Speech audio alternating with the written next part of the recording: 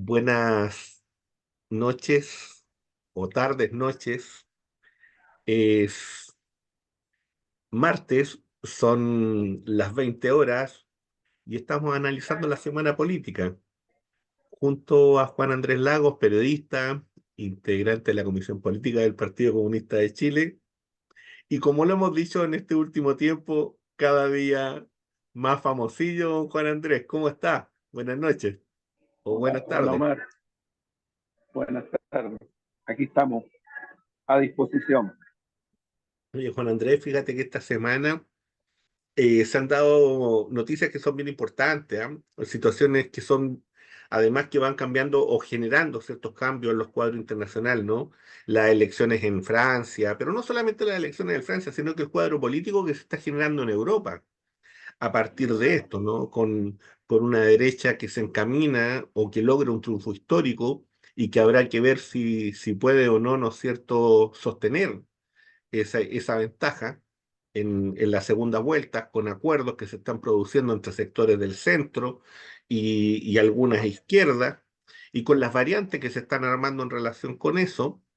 En ese mismo sentido también, ¿no es cierto?, a nivel internacional quedaron muchas dudas, yo diría que incluso dio un poco de pena, hasta diría un poco de consternación, lo que fue el debate en Estados Unidos entre el presidente Biden y el expresidente Trump.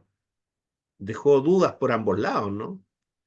Pensando en lo que se viene para nosotros en América Latina, como también para otros países. Algunos entraron en pánico a partir de lo que vieron y de lo que escucharon.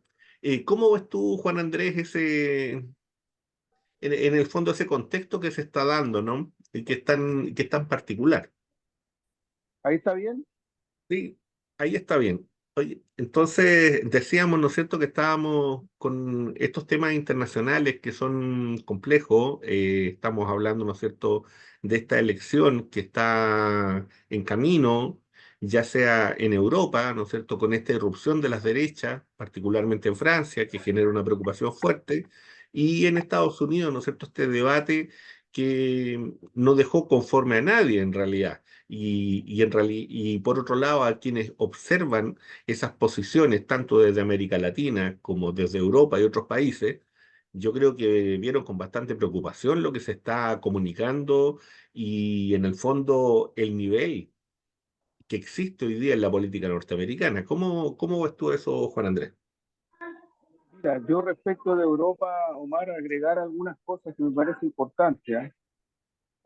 Este crecimiento y arremetida de la ultraderecha neofascistoides en Europa, esa Europa totalmente subordinada al imperialismo yanqui, no le echen la culpa a Rusia, porque viene de más atrás, bastante más atrás, en particular en Francia y en otros países. Lo que hay en Europa en este momento, desde el punto de vista estrictamente político, es la decadencia y una cierta crisis del sistema político eh, neoliberal que emerge con mucha prepotencia tras la caída de los socialismos reales, la tercera vía y otras cosas más, muy cercano a lo que fue la salida de la dictadura fascista en Chile, la concertación, el posmodernismo, en una fase de acumulación del capitalismo muy fuerte. La caída de los socialismos reales significó que Rusia, como Estado nacional y todos los estados de la Unión Soviética, sufrieron transformaciones muy profundas. Y ahí vino una arremetida muy dura del capitalismo salvaje, las transnacionales, las corporaciones sionistas y otras muy asentadas en Europa, en Estados Unidos, con un patio trasero, en este caso nuestra región, extraordinariamente debilitado, porque saliendo de dictaduras entró a fases muy complejas de sistemas políticos muy neoliberales, muy adecuados a los intereses de Yanquilandia, digamos. Entonces, aquí hubo lo que se está reflejando en Europa es la crisis de ese sistema. No estamos hablando de décadas. Y vuelvo a repetir, no le echen la culpa a Rusia, Porque esto viene de mucho antes de lo que está ocurriendo con la invasión ucraniana, o sea, con la invasión de la OTAN, con todo el quehacer que hace la OTAN respecto de eh, Ucrania, ¿no? Creo que ese es un tema muy importante considerar, porque, insisto, no viene de ahora, este ascenso de las ultraderechas neofascistoides. Creo que hay una situación que tiene que ver, aunque no se quiera reconocer, con eh, se están desmembrando los estados de bienestar. Y por lo tanto, aquellas políticas públicas que significaron para una gran mayoría de los pueblos europeos situaciones socioeconómicas bastante confortables, están empezando a requebrajarse. Obviamente que aquí en Chile los medios hegemónicos de esas cosas no hablan. Tampoco hablan de las miserias socioeconómicas que hay en Estados Unidos, como si no existieran, pero existen. Y aunque no quieran mirar, existen. Entonces, claro, en cierta manera, para los pseudo corifeos criollos, estas cosas son como sorprendentes, pero yo creo que no tienen mucho que de sorpresa. Para mí, lo importante es qué hacen las fuerzas democráticas, eh, auténticamente democráticas frente a este cuadro. Porque lo que ocurre en Francia en concreto es lo que ha ocurrido en Italia y lo que ha ocurrido en otros países. Y yo vuelvo a insistir, esto no tiene nada que ver con lo que está acusando con el intento de poner en jaque a la Federación Rusa a través de Ucrania, el OTAN y el imperialismo yanqui y el sionismo. Entonces, sería muy importante observar esto, sería muy importante. Creo que hay componentes que no se pueden asimilar a ninguna región del mundo, pero que te están mostrando una situación que en el caso de Europa, un continente de post Segunda Guerra Mundial totalmente subordinado, muy favorecido por la hegemonía norteamericana y luego muy favorecido por la caída de los socialismos reales, muy siempre sacando de los extractivismos residuales de las zonas periféricas, estamos hablando de nuestro continente, de Asia, Pacífico, de África, eso está cambiando y está cambiando radicalmente, de por medio del tema de migración, de por medio de otros fenómenos que están cursando y que yo creo que explican este fenómeno. Como insisto, no es un fenómeno nuevo, no porque no se le informe, no se le conozca, es novedoso desde el punto de vista de que no ocurría, no se está ocurriendo hace tiempo. Y yo creo que el cuadro regional europeo está muy incidido también por lo que está ocurriendo con Rusia, los BRICS, Asia-Pacífico, eh, y creo que hay que mirar con atención los intereses de los estados nacionales, particularmente Chile, respecto a esta situación, porque eh, todo indica que los intereses nacionales del Estado chileno hay que mirarlos con atención respecto de esta situación en Europa, los económicos, los políticos, los culturales, en todos los planos.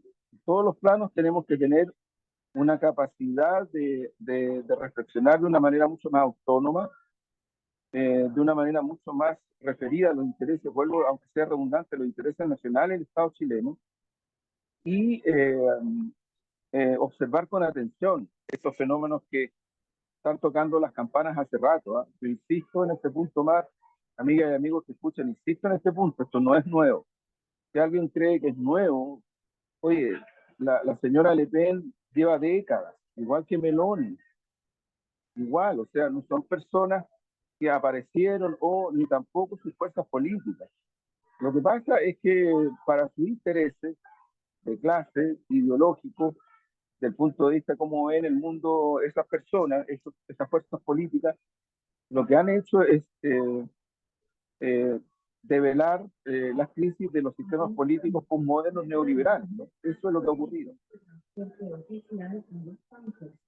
Bueno, fíjate que frente a eso que tú estás planteando, a mí lo que me surge es lo siguiente, ¿ah? En primer lugar, que por un lado, yo veo que efectivamente aquí se produce una crisis profunda en las sociales democracias europeas, evidentemente del modelo y de las formas, ¿no es cierto?, en que fue llevado los estados y, por cierto, de la propia Unión Europea, que como proyecto político, como proyecto geopolítico, queda en un vacío muy profundo, porque su moneda no puede crecer, porque su perspectiva económica tampoco puede desarrollarse al alero de la separación, ¿no es cierto?, con la Federación Rusa y con los recursos que eso involucra, y por el costo que están pagando, por cierto, en África, por cierto, en Oriente Medio y en otros lugares,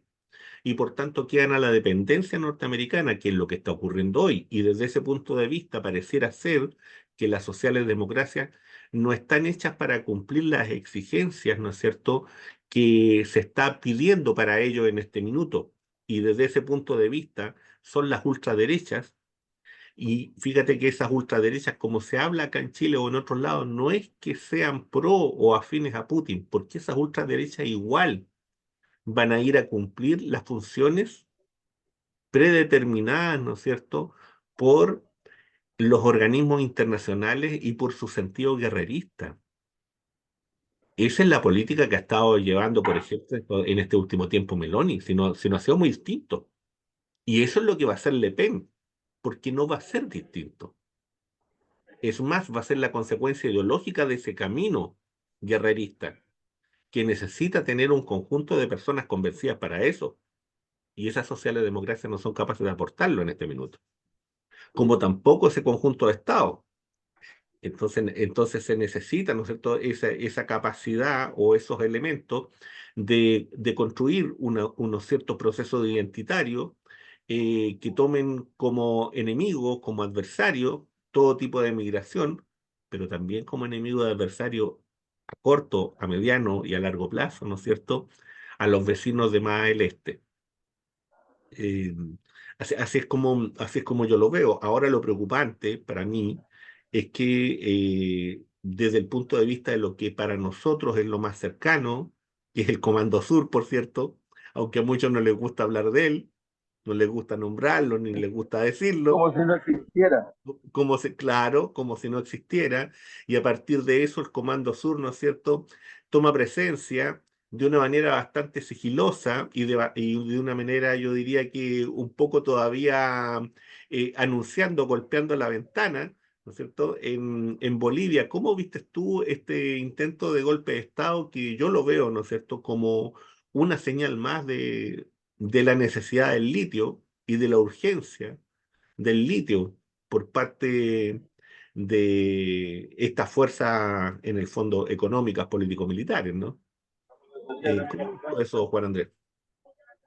Sí, mira, yo creo, Omar, que en un punto que tú señalaste, me parece, no quiero recalcar, o sea, yo creo que esa socialdemocracia de posguerra fueron, fueron gradualmente terminando, pero además, y este es un dato objetivo, en el tiempo se mantuvieron porque se transformaron en parte relevante de la hegemonía neoimperial hacia los campos residuales, África, América casi completa, Asia Pacífico, en fin. Eso es lo que les permitió sostener un cierto grado de condición socioeconómica sobre la base de una acumulación y sobre la base de la usurpación, del robo de los recursos naturales, energéticos y del trabajo humano del resto del mundo. Y lo que ha cambiado y lo que está cambiando es eso. Eso es lo que está cambiando. Y eso es lo más cualitativo, eso es lo más relevante. Ahora, claro, es de simple, es una caricatura, además es real total. Esto de asociar, oye, mira, a Putin lo asocian, dicen que no es de izquierda, y ahora dicen que ultraderecha, pero la ultraderecha lo odia. Entonces uno dice, ¿qué diablo? No, no, sí, yo creo que el punto es que Mira, mientras está ocurriendo esto en Europa, se reúnen los BRICS, la India, China, Rusia, Sudáfrica, Brasil, y una lista grande de países que están a la espera de entrar a los BRICS. Y uno de los temas de esta reunión fue avanzar con rapidez hacia la superación del dólar como moneda en esta zona. O sea, estamos hablando de cuestiones no menores. Yo otras veces lo he planteado, que me parece muy importante, porque cuando Marx eh, eh, eh, proyectó la crisis del capitalismo salvaje en sus fases de acumulación especulativo-financiera, como es la que estamos viviendo, Marx dice, entre otras de sus grandes genialidades, y no lo ha hecho ningún economista, ni posmoderno, ni ninguno, con su neopositivismo y su obsesión por la regulación dogmática de la vida, ninguno lo ha hecho. Marx sí lo hizo, y esta proyección de que cuando la crisis del capitalismo salvaje en su fase especulativo-financiera, y lo digo así porque es una definición conceptual bien profunda, muy profunda. Marx dice, cuando se empieza a expresar esta crisis en la moneda, en el sistema monetario, es porque se está produciendo efectivamente un momento que eventualmente puede generar una dinámica de transformaciones eh, más profunda. Las crisis del capitalismo salvaje, estoy pensando en la década del 30, por ejemplo, también tuvieron que ver con esto. Claro, los países hegemónicos la resolvieron con guerras, ojo, con guerras. Eh, y ahora están en lo mismo. Y no es casual, no es casual. Y yo creo que es súper importante tenerlo presente porque es lo que explica de verdad el belicismo europeo, que es creciente en su armamentismo, es brutal. Yo ahí incorporo también el sionismo, porque el sionismo es parte de este sistema. No es una adición, no es una cuestión secundaria, es parte muy fundamental. Y creo que en el cono sur lo estamos viviendo. Eh, Antes de que se produjera esta situación en Bolivia, la generala, que viene cada mes o cada 15 días para esta zona, hay un video que anda por ahí, por todos lados, y ella dice lo que ha dicho acá, lo que ha dicho en nuestro país, lo dice respecto a Bolivia. Y la alerta roja respecto a Bolivia tiene que ver con alianzas estratégicas que Bolivia ha hecho respecto del litio con Rusia y respecto de cooperación militar. Entonces, aquí hay algo que yo creo que para la generala y para el Comando Sur es una alerta roja. Ellos tienen bases militares prácticamente en casi todos los países de nuestra región. Es una transgresión a la soberanía brutal. Lo que ocurre es que la tendencia postmoderna y neoliberal que viene tras la caída de los socialismos reales, yo diría que legitimó este concepto de subordinación, dependencia y pérdida de soberanía total por parte de los estados nacionales hacia Estados Unidos. Y lo que no ha ocurrido en nuestra región, y lo que no ha ocurrido es porque en nuestra región, en muchos países de nuestra región, empezó a cursar un proceso muy diverso, muy peculiar de emancipación con distintas características que impidió que se concretara ese plan que iría en la década de los 90, pero estaba ahí, en una latencia permanente. ¿Por qué?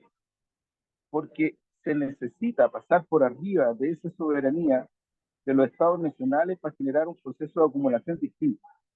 Entonces, yo comprendo perfectamente que esta generala lo diga en forma absolutamente descarada, ni siquiera con poca sutileza. O sea, ella advierte y de hecho el anterior golpe en Bolivia, en el gobierno de Trump, lo impulsó ese gobierno, además de manera muy descarada. ahí su eje fue la policía boliviana, eh, no el ejército, fue la policía boliviana. Y generaron una situación terrible, terrible, terrible, que el pueblo boliviano resistió de una manera impresionante. Yo siempre lo he dicho, es admirable, admirable la decisión que tienen la diversidad de etnias, que son varias, no pocas, que constituyen el pueblo plurinacional de Bolivia para resistir y para enfrentar y reponer las elecciones como sistema de búsqueda de soberanía y de democracia, cuando lo que tienes tú al frente es una constante intención de demoler ese Estado nacional, demolerlo con violencia. Esta vez fue un militar y otros más, la otra vez fueron los policías, hicieron masacres terribles, terribles, esta vez tampoco pudieron, y yo creo que esas son las lecciones que tenemos que sacar de las situaciones que se viven en nuestra región. En Colombia también lo están intentando, lo están intentando. Bueno, acaba de concluir una reunión muy importante de la CELAC Social en Honduras y del Foro de Sao Paulo en Honduras, y allí se recordó que también Honduras fue víctima de este terrorismo de Estado del imperialismo yanqui, cuando derribaron el gobierno del compañero de la actual presidenta de Honduras, ¿no? Eh, Honduras fue también víctima de esa situación. No fue Paraguay, no fue Brasil, en fin, y se dan el descaro en algunos medios hegemónicos locales de decir que Lula da Silva, el actual presidente de Brasil, estuvo preso por corrupción. Yo lo leí el otro día en el Mercurio. No dicen una palabra del montaje que implicó que Lula da Silva estuvo preso, no se le encontró ningún delito, pero la cárcel estuvo ahí y lo mantuvieron. Mira, se está reflejando también en los medios hegemónicos este descaro para tergiversar y para manipular las realidades sociales. Yo creo que estamos en un momento bien crítico, ¿eh? Creo que hay que mirarlo con atención. Europa para nada es una excepción respecto a esto, para nada, para nada. En Alemania también está acusando una arremetida de las ultraderechas en un país que vivió el fascismo y el nazismo como país hegemónico y también como país que fue víctima de eso. Lo mismo pasa en Italia y lo mismo en Francia, porque los que se mofan y los que caricaturizan a los partisanos, a las y los partisanas y partisanos en distintas partes del mundo, creen que con la ignorancia supina que los partisanos solo existieron en la Rusia, en la Unión Soviética, y los movimientos de resistencia al fascismo y al nazismo fueron en toda Europa. Pero bueno, es un momento bien especial, creo yo, y que hay que observarlo. Creo que hay que intentar hacer el análisis con profundidad, porque si no, no se alcanza a explicar lo que está ocurriendo. Sí, mira, Juan Andrés, yo creo que frente a lo que tú estás planteando, solamente añadir o intentar abrir otro surco, ¿no?, de esto, en venir y decir que al parecer lo de Bolivia suena como un testeo, y en eso yo me sumo a lo que plantea Rafael Bautista Segale, en el sentido de que pareciera ser, ¿no es cierto?, que se está viendo en el fondo cómo reacciona el pueblo boliviano en una situación también compleja que ellos tienen desde el punto de vista económico, que son por razones muy distintas a las nuestras, por cierto, en, en un país que en los últimos años había experimentado un crecimiento muy fuerte y que sin embargo, ¿no es cierto?, atacado por salida de capitales y una serie de cuestiones que están ocurriendo ahí. Además de las contradicciones internas de ellos mismos, que no voy a ingresar no voy a ingresar en ese tema. Eh, Sin embargo, yo creo que la variante, la gran variante, tiene que ver, insisto, con el tema del litio y tiene que ver con este concepto de que frente a la multicrisis que hoy día existe, eh, a mi parecer, desde el punto de vista del mundo anglosajón que ve su posibilidad geopolítica dañada, averiada, busca nuevos espacios donde poder, ¿no es cierto?, reproducirse y poder mantener en el fondo, su capacidad. Y eso hoy día, por una parte, viene eh, desde la perspectiva de latinoamericanizar de alguna manera Europa y por otro lado a América Latina africanizarla, en el sentido, ¿no es cierto?, de tomar sus recursos naturales a muy bajo costo, en el sentido, ¿no es cierto?, de administrar sus demografías también de manera muy radical y muy brutal. Y lo que uno ve, ¿no es cierto?, que este proyecto geopolítico, que este proyecto político, en este proyecto político las derechas cumplen una función bien particular. Y por cierto, esas élites, dentro de estas contradicciones que estamos viviendo, como para hacer la bajada política, ¿no? De lo que significa esa crisis y cómo la estamos viviendo y cómo la vamos a seguir viviendo en proyección de aquí a unos cuantos años más, porque hoy día eso ya está sobre nuestras cabezas. O sea, el Comando Sur ya está actuando de la manera en que lo está haciendo. Es que, En ¿sabes, Omar? El Argentina, Comando Sur, claro, una cosa que quiero destacar, el Comando Sur nunca ha dejado de actuar. claro, Lo que ocurre es que ahora está incrementando su accionar en todos los planos, incluido en el militar estrictamente, pero nunca ha dejado de actuar. O sea, yo te diría que desde la Segunda Guerra Mundial en adelante, el Comando Sur y las fuerzas militares norteamericanas entraron con mucha violencia en nuestra región. Hay golpes de Estado en Chile, en República Dominicana, en Bolivia, eh, en Cuba, en Brasil. Eh, Son golpes de Estado que tienen la presencia del imperialismo norteamericano, incluido el componente militar.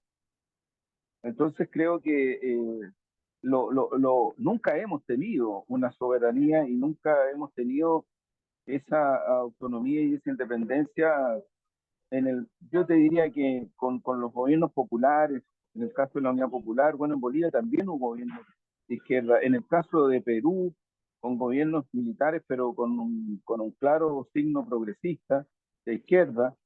En fin, en Brasil hubo gobiernos de izquierda democráticos que fueron barridos con golpe de Estado y con intervención militar norteamericana.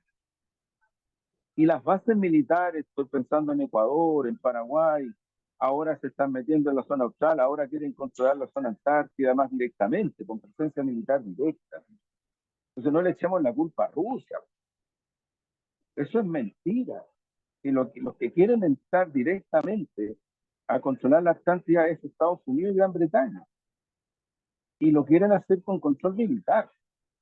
Ese es un problema de fondo para Chile. No se saca nada con empezar a inventar cosas raras que con Rusia, porque no es real, no es real.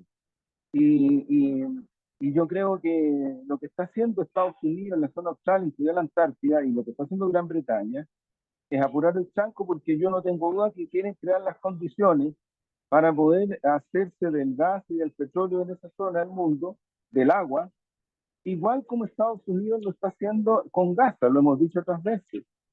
En este momento hay un puerto en Gaza administrado por Estados Unidos y ya empezó a mover sus piezas para sacar recursos energéticos desde allí.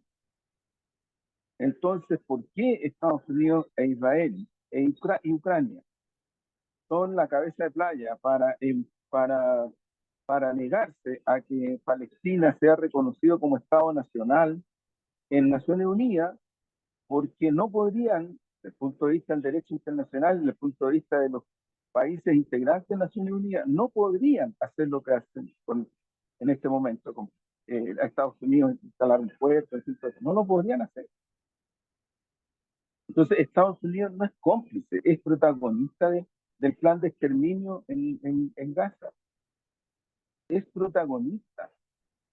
Se podrán decir muchas cosas, pero es protagonista, igual que la OTAN. Son protagonistas. Entonces creo que las simulaciones en esto tienen cada vez menos espacio porque las situaciones son las que son, nomás. O sea, el puerto existe, está armado, están entrando barcos de guerra norteamericanos, y uno dice, bueno, pero ¿para qué un puerto?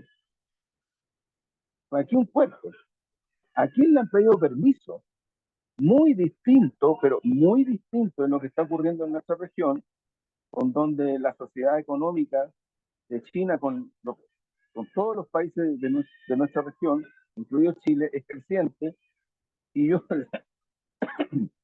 si quieren tener una opinión, pregúntenle a los grandes empresarios chilenos, no al Partido Comunista. Pregúntenle a los grandes empresarios chilenos si les conviene empezar a cerrarle las puertas y pegarle portonazos a China. Pregúntenle, pregúntenle. Ahora, no le pregunten a la UDI ni a los republicanos, porque esos son gente hipócrita, de un cinismo político doctrinario brutal, brutal, ¿no? Brutal, o sea, y menos a un cierto supuesto centrismo que hace mucho rato que tiene una subordinación hacia el imperialismo norteamericano de una manera muy descarada. Su identidad con el Partido Demócrata, que es el partido de gobierno en Estados Unidos, que es el partido, que es el gobierno que está llevando adelante el plan de exterminio. Su identidad con el Partido Demócrata es muy grande, con sus fundaciones es muy grande. Y digo fundaciones, para que no me vayan a acusar después diciendo otras cosas, pero son las fundaciones. Y todos sabemos cuál es el papel de las fundaciones. Entonces, yo creo que esas cosas son las que están incidiendo. ¿Por qué comento esto, Mar? Porque en los días que vienen, eh, en Perú se va a producir un hecho de extraordinaria importancia. Va a visitar Perú el presidente de China y se va a inaugurar un puerto muy grande que hace puente con todo el cono sur y con todas las zonas del otro lado, Brasil, en fin. Hace unos años atrás, China propuso a Chile construir un puerto y negando los intereses nacionales del Estado chileno, negando los intereses nacionales del Estado chileno, privilegiando los negocios espurios, el gobierno de turno rechazó esa posibilidad. Ese puerto estaría ahora en la zona norte del país y tendría una importancia para la actividad económica con todo el Asia-Pacífico, no solamente con China, hacia el otro lado, Bolivia, pasando a Brasil, en fin, de una extraordinaria importancia económica y estratégica. Así está el mundo, está muy dinámico, está muy rápido. Y por eso es que la señora generala, que es una generala, no es un general, es una generala, ¿no? Brutal y descaradamente habla de su preocupación respecto de Chile a propósito del litio y la presencia de China, y habla lo mismo antes del golpe en Bolivia respecto del litio y las intercambios de asociaciones que está haciendo Bolivia con Rusia. Eso es globalización capitalista. Sí, no, por supuesto. Oye, Juan Andrés, fíjate que, bueno, ingresando a Chile, ¿no? Aprovechando de que una planeada así muy fuerte, una bajada intempestiva, dirían algunos.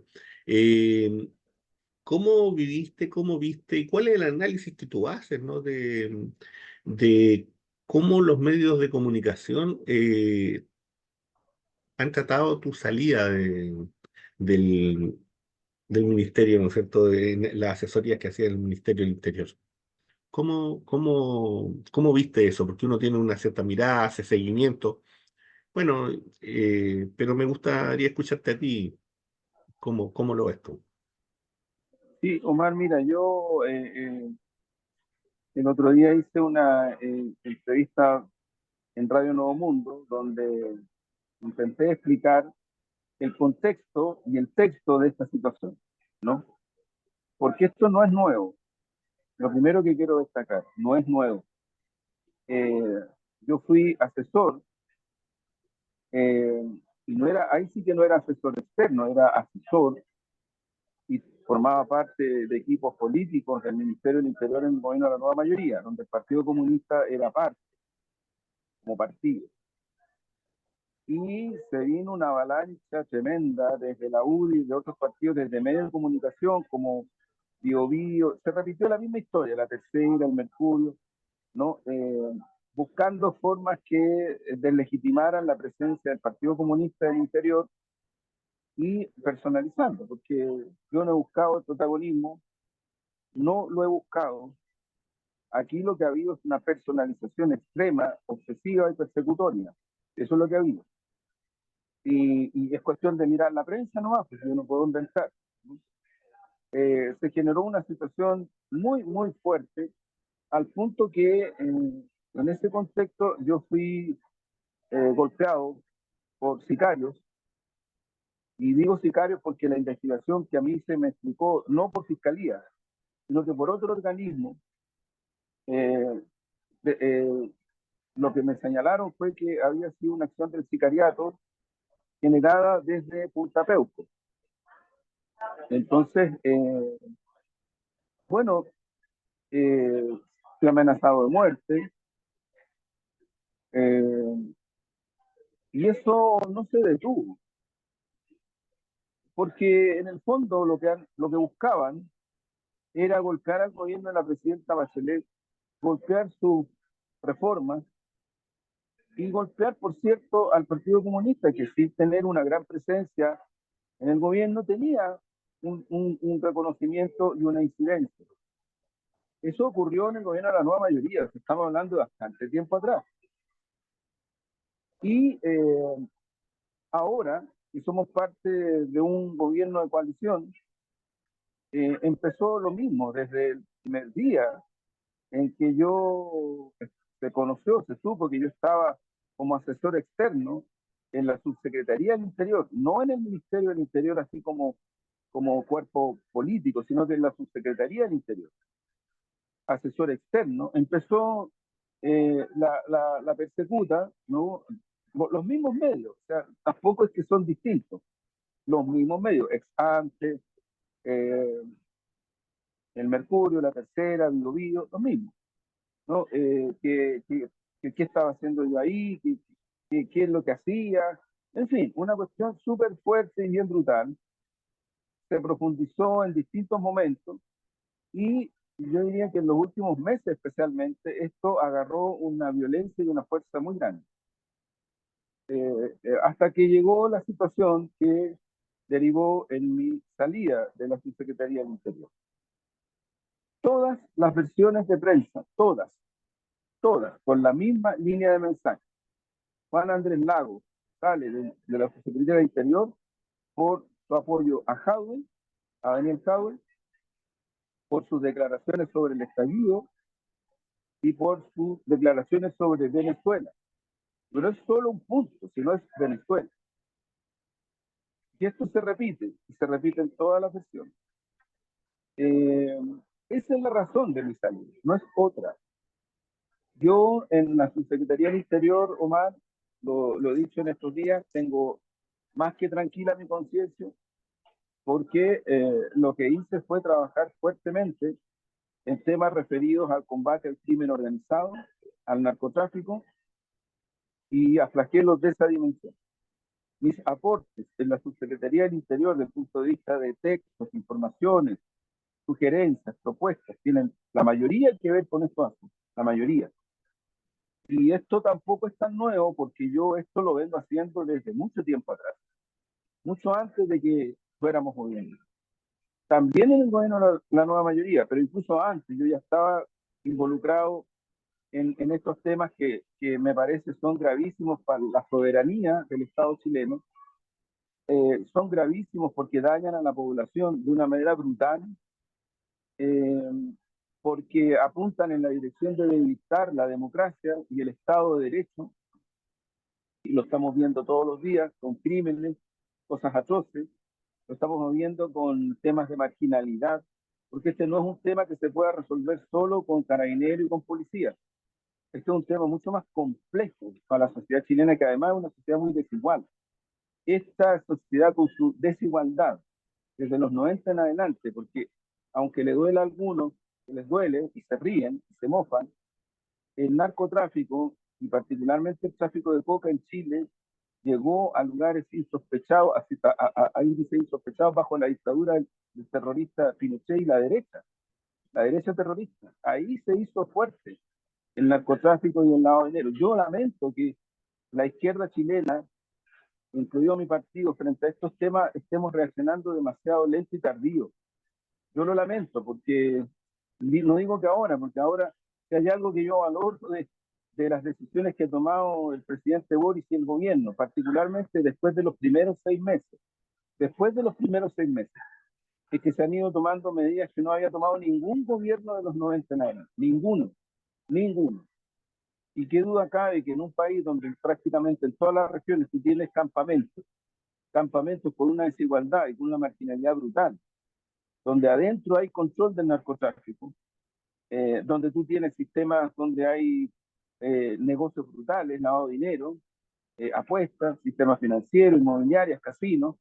O sea, o te pones en serio a trabajar como Estado con grandes acuerdos nacionales, que es una de las cosas que yo propuse y estuve muy de acuerdo que en la subsecretaría se trabajara en esa dirección, ¿no? Porque Chile lo necesita.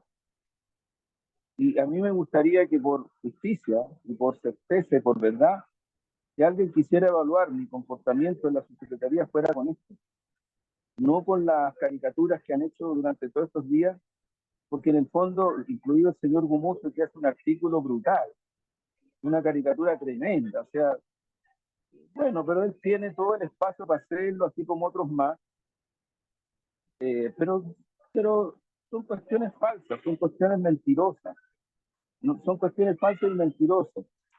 Yo, Omar, en eso estoy muy tranquilo y te quiero decir, incluso creo que ahora, no siendo parte del gobierno desde el punto de vista del poder político, del ejecutivo, voy a trabajar mucho más intensamente sobre estos temas.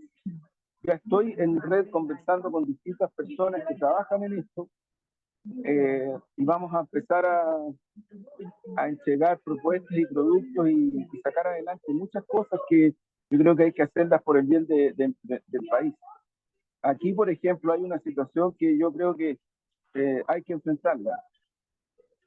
Las y los adolescentes que son soldados, las y los adolescentes que son soldados y que sus familias y estas mismas niñas y niños están capturados y cautivados por el narcotráfico y por los grupos.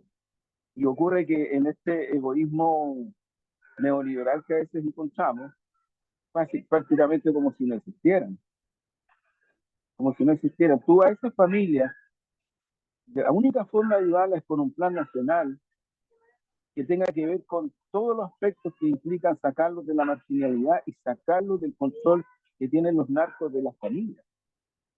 Porque eso es, ¿no? A mí me decía una abuela en una comuna, que no voy a dar el nombre para no estigmatizarla, me decía, ¿qué hago? Mi nieto, que es un adolescente, es soldado, tiene un ingreso de 3 a 4 millones de pesos al mes. ¿Tú sabes lo que significa un muchacho casi 13, 14 años, que además tiene armas y se encuentra en esa situación? Entonces yo lo que creo que mirar para el techo o creer que estos no son temas de este país posmoderno, no sé, pues, de verdad a mí me duele porque incluso en mi sector yo siento que no hay toda sensibilidad para enfrentar este tipo de situaciones como las que debería haber. Oye, Juan Andrés, fíjate que, bueno, una de las particularidades de este programa es que muchas veces funciona de manera itinerante, ¿no? Así como un análisis en escena, diría, el pensador en escena, en este caso, el analista en escena, ¿no? Sí, En en ese aspecto, fíjate que hay temas, a mí me llama la atención dentro de la descripción que se hacía en algunos medios, particularmente, bueno, los de siempre, la tercera, la segunda, qué sé yo, Bio, entre otros, eh, particularmente la visión me llamó la atención mucho lo que planteó en este caso Gumucio. eh, ¿qué? principalmente por la odiosidad, ¿no? Y por lo Sí, innecesario. sí, O sea, hay veces que uno tiene ganas de venir y decir muchas cosas, pero el momento y la relación con otro tipo de cosas, entonces uno dice, bueno, ¿qué es lo que pasa con algunos sectores políticos y sociales que supuestamente, ¿no es cierto?, están en posiciones que son, entre comillas, progresistas? A esta altura uno puede decir entre comillas. Pareciera ser que les molesta, ¿no es cierto?, eh, cierta forma o cierto estilo de análisis, porque a mí lo que me preocupa de todo esto es eso, ¿ah? De cómo se pretende instalar cierta forma y presión para el silencio, y en donde no hay, pareciera ser, la capacidad de poder abrir, ¿no es cierto?, un diálogo en condiciones medianamente, llamémoslo, igualitarias, sino que son siempre, ¿no es cierto?, bajo la premisa de un cierto supremacismo ideológico muy potente y del que ni siquiera se hacen cargo ni se dan cuenta a esta altura.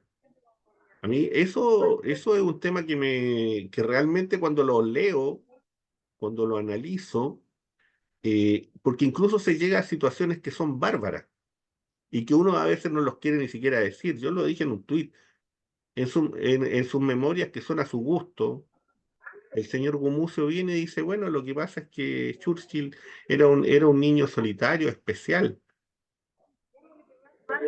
Stalin era un tipo que supuestamente era de derecha, más que de izquierda. En ese mismo texto lo dice. Pero omite los millones de muertos por decisión de Churchill en la India. Y les aseguro que en la India tienen memoria. claro. Omar, mira, lo que pasa es que Gumucio es parte de un lotecillo que andan por ahí por allá, que están muy resentidos con lo que ha ido pasando en Chile, porque ellos tenían espacios muy, ¿cómo es? Mucho egocentrismo noventero, ¿no? En el contexto del pacto transicional. Y ellos Por jugaban supuesto. muy bien el rol de ser articulistas, opinólogos, ¿no es cierto? Díscolos, en fin. Pero que en el fondo le daban una legitimidad bastante grande a este pacto transicional con Pinochet como comandante en jefe del ejército, ¿no? Porque de eso estamos hablando, con pacto transicional que legitimó a una derecha que fue parte del golpe y parte de la dictadura, protagonista, no fue actor secundario, fue protagonista. En fin, o sea, yo te diría que desde un modernismo neoliberal que duró poco, la tercera vía duró poco, este esnovismo eurocentrista duró poco. En Chile se empezaron a generar situaciones producto de la desigualdad, de la fragmentación, de esta prepotencia de la élite. ¿Cómo te explicas tú, por ejemplo, que en este momento que estamos haciendo este programa, todas las encuestas, todas, no podría decir todas las encuestas mienten, bueno, todas las encuestas mienten, pero todas las encuestas te dicen que las tres, perdón, instituciones, por decirlo de alguna manera, más desprestigiadas para la ciudadanía en Chile son la Administración de Justicia, el Parlamento y los partidos políticos. Sí, pues, así es, así es. Entonces uno dice, bueno, no sé, pues tratarán de explicar, elucubrar, sacar opinología, teoricismos baratos, ¿no? Pero bueno, cada uno se tiene que hacer cargo de también sus propios procesos. Yo incluyo a la izquierda. Sí, Pero que la izquierda fíjate chilena que a mí lo que me no, sorprende, oye, no Juan puede Andrés, salirse de este proceso, en el sentido de que no puede asumir que también tenemos que enfrentarlo con la profundidad que tiene y con la latencia y por momentos manifiesto. O sea, estamos hablando del estallido, estamos hablando del 2011, estamos hablando de la Revolución Pingüina, estamos hablando de los paros convocados y realizados por la CUT, estamos hablando de las movilizaciones y de las protestas medioambientalistas que fueron muy grandes mm, en un momento determinado. Estamos hablando del movimiento feminista que fue creciendo con mucha fuerza en ese país, producto de los abusos, la prepotencia, el descontento, la fragmentación. O sea, estamos hablando de una sociedad desigual, violentamente desigual, que de distintas maneras por décadas ya, que decir, las comunidades y los pueblos originarios, están planteando, mira, Omar, por ejemplo, concretamente, cuando a mí esta elite me acusa de ser una persona que apoya los public de manera despectiva, y yo incorporo a gente que es parte de este gobierno, de manera despectiva. Bueno, ¿acaso no escucharon la cuenta presidencial cuando el presidente Gabriel Boric parte la cuenta hablando de esto y cierra la cuenta hablando de esto y no lo hace en un sentido peyorativo? Al contrario, fíjate que es muy curioso el mecanismo de defensa, incluido en mi sector. Es como si Boris no hubiera hablado de esto, como que no se quiere reconocer que fue el presidente de Chile el que abrió su cuenta presidencial destacando lo que fue el estallido y su, su, su legitimidad y su latencia hoy, y también hacia el futuro. Entonces, cuando tú tienes una élite tan esquizofrénica, y en esto me circunscribo, lo he hecho otras veces, a la conceptualización de Eric Fromm a propósito de las subjetividades de las élites en los contextos del sistema capitalista, claro, un mecanismo de defensa es simplemente no conocer ni reconocer la realidad. Entonces es mucho más simple echarle la culpa al perro matapaco. Mira las cosas. Echarle la culpa al perro matapaco. Es mucho más simple empezar a discutir que si hubo violencia sistemática o generalizada, irse al cuello a la directora del Instituto de Derechos Humanos, que reconocer que aquí hubieron centenares de personas que vivieron la tragedia de perder sus ojos o parte de sus ojos, que hubo muertes, que hay personas que se han suicidado producto de las depresiones en las cuales entraron a partir de las situaciones que vivieron. Yo no sé si eso no impacta a un ser humano, lo encuentro súper grave, porque incluso yo te diría, esta, esta cosa que yo siento que en algunos sectores de la llamada izquierda, entre comillas, existe, ya ha existido, respecto de no considerar las subjetividades reales de los pueblos.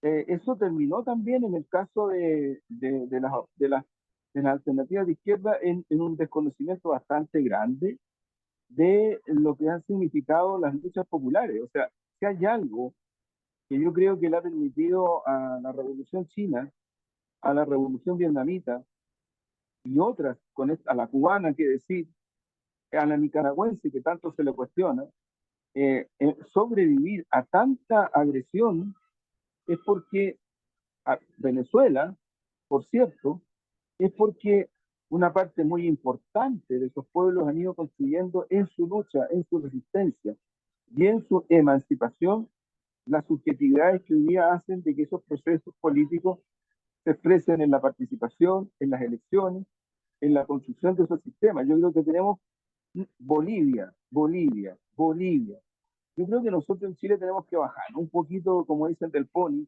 ser un poquito más humildes como izquierda y reconocer que también no lo vimos venir. No lo No, vimos venir. no, es evidente, pues, o sea, el estallido fue lo que fue, ¿no es cierto?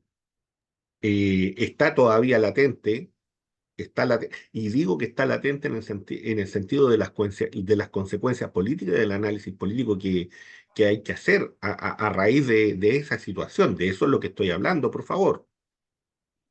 ¿Ah? Esos son elementos que están ahí, están sobre la mesa. O sea, cualquier sector político que hoy día quiera hacer una proyección de aquí a 4, a 5, a 10 años y no está viendo lo que significó el estallido, yo no sé qué es lo que está observando. O sea, desde ese punto de vista me parecería, de verdad, ahí me parecería que entramos en el ámbito, ¿no es cierto?, de la payasada. Y, pero hay payasadas graves, como tratar de instalar, por ejemplo, algunos textos como obras literarias. Oye, el Libero y el libro del carabinero Crespo, por ejemplo, y que van Sí, a hacer claro. análisis literario de eso. Oye, Gumucio, preocúpate de eso. Oye, Si tienen, o sea, está Carlos Iturra, que es un buen cuentista, oye, la Mariana Calleja, que era tremendamente desagradable, una serie de cosas, pero tiene algunos cuentos que son, vale la pena leerlos, por terrible que sean. Bueno, Digo yo, tienen. O sea, como para andar leyendo a Crespo. sí, sí. O sea, como también, ¿no es cierto? Dentro de esa misma lógica, eh, ¿cómo es posible que un tipo como Kaiser venga y diga, oye, ¿sabes qué? Lo que pasa es que nos basamos en las memorias de Luis Corbalán para decir el tema de los fierros. O sea, por favor. Los problemas a veces de la itinerancia. Oye, Juan Andrés, como te decía, entonces hay una serie de temas que están surgiendo en la sociedad chilena desde el punto de vista cultural, desde el punto de vista político, social, quiere decir, desde el punto de vista económico, eh, que están ahí sobre la mesa, ¿no? Y que no es tan sencillo obviarlos y que sin embargo ciertos personajes, bueno, se dedican a otro tipo de cosas nomás, pues. A mí me parece muy grave, por ejemplo, la declaración del gobierno argentino hoy día, que de pasada, ¿no? No la alcanzamos a tocar, a profundizar más, pero que tiene que ver con el hecho de aceptar la tesis del autogolpe en Bolivia, lo que realmente es una cosa o sea, creerle a un general de esas características, yo creo que no, a esta altura, Hay tres cosas sucesivas de ese gobierno gravísimas. sí, Esto que hablábamos de la Antártida, sí, esto de que pretender que poco menos que era una especie de, error, así, de haber instalado claro, en territorio nacional esa, esa- esos arquetipos militares. sí, y después subirlo de rango. Oh, claro. Entonces, Sí, pero acá lo complejo, y lo hemos dicho acá, es cómo la derecha está actuando en relación con eso, de sus silencios, y de a quién, y dónde quiere ver adversario y enemigo. O sea, insisto, un señor que quiere ser candidato a la presidencia de la República está recurriendo a un texto de memoria de lo vivido y lo peleado de Luis Corbalán. O sea, ¿de qué estamos hablando? Bueno, no entendemos el lenguaje literario tampoco. O sea, tampoco.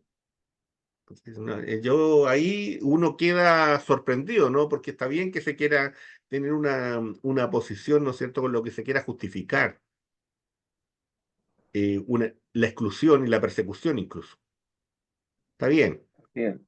pero hacerlo de la manera en que lo hacen y querer argumentarlo, yo me quedo con los ojos nomás del ex ministro, no puedo acordar el nombre, que era ex ministro de Bachelet, ministro secretario general de gobierno. Em, los ojos de él así, escuchando a Kaiser cuando viene y dice, no, si lo vi en la memoria de Corbalán que decía es que guardaron los fierros, entonces por eso los vamos a perseguir. Dios mío, Dios Él mío. citó la ley maldita también, hace unos días Sí, atrás. claro, claro. Entonces ándate a los poemas de Neruda también, pues. Anda al poema de Stalin de Neruda también. Como no les gusta Stalin, entonces ya, pues también. Claro, Si es por eso. así es. Pero, así que, oye, Juan Andrés, bueno, para cerrar, como siempre, con un textito aquí que intentamos de Súper. repente ver cómo vamos avanzando en relación con esto, se llama Por encargo. Curiosa manera de pasar a la posteridad de Virgilio, un libro por encargo. Esa ansiedad de Octavio de codearse con la historia e ir un paso más allá de la sed de conquista y la colección de estatuas con el dedo que funge entre la vida y la muerte, imposibilitado eso sí de escribirse, de sacudir la túnica y sentir el vacío, como largos años después, el noble paje del príncipe Felipe, Alonso de Ercilla, lo hiciera donde el diablo perdió el poncho, a espada y tinta, almacenando peripecias, conocidas luego como la Araucana. Octavio quedó huérfano del verbo. Eneas, el sobreviviente de Troya, el sacudido por la tempestad, se volvió mito al son de un libro por encargo. Buenísimo, Mar. Súper. Así Gracias por nomás, gracias por el mensaje. así a veces uno se vuelve mito sin saber. Sí, A veces hasta por así es. encargo. Hasta por el... Muy bien. Nos vemos, Juan Eh, Andrés. Chao, chao. nos Que estén muy vemos. bien. Chao, Les chao. recuerdo suscribirse, apretar en la campanita, ver la posibilidad, ¿no es cierto?, de apoyar este programa de diferentes maneras, con comentarios, con el me gusta. Son sumamente importantes. Y eso, pues, que estén muy bien. Chao, chao. Chao. Chao, chao.